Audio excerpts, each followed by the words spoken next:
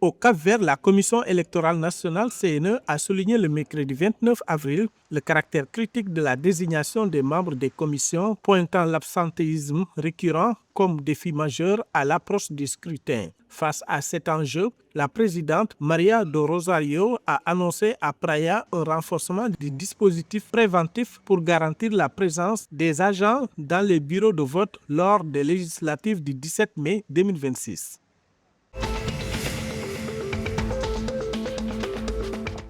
Air Sierra Leone a annoncé mercredi 29 avril la suspension temporaire de l'ensemble de ses liaisons Londres-Freetown et Londres-Banjul pour le mois de mai 2026. Cette décision fait suite à la liquidation judiciaire d'Assant Airways, fournisseur exclusif des appareils de la compagnie. Air Sierra Leone recherche activement un nouveau partenaire et propose des remboursements ou réacheminements aux passagers. Malgré cet arrêt, le trafic passager en Sierra Leone a progressé de 7% à fin 2025, atteignant 268 929 voyageurs.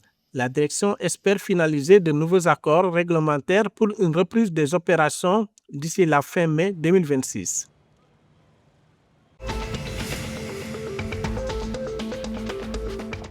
Le Sénat nigérian a validé le 29 avril 2026 une demande de financement de 516 millions de dollars. Ces fonds sont destinés à soutenir les infrastructures essentielles et les projets de développement économique à travers le pays. Le prêt arrangé par Deutsche Bank s'étend sur 9 ans avec une période de grâce de 3 ans. Ce projet phare s'inscrit dans l'agenda Espoir renouvelé pour stimuler la croissance et désenclaver les corridors économiques.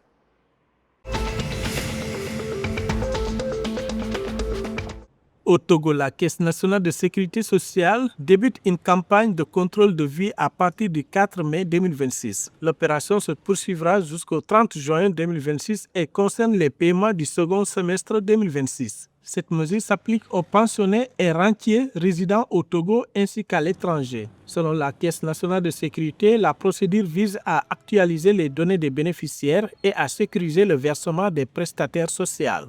Le défaut de présentation à ce contrôle entraînera la suspension automatique des droits dès juillet 2026.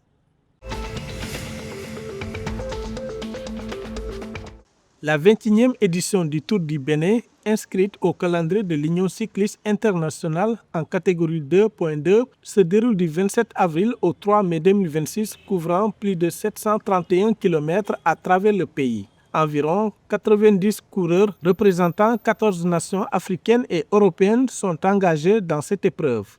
Le coup d'envoi a été donné à Cotonou par un prologue de 4,80 km en contre-la-montre individuelle avec chronométrage classique.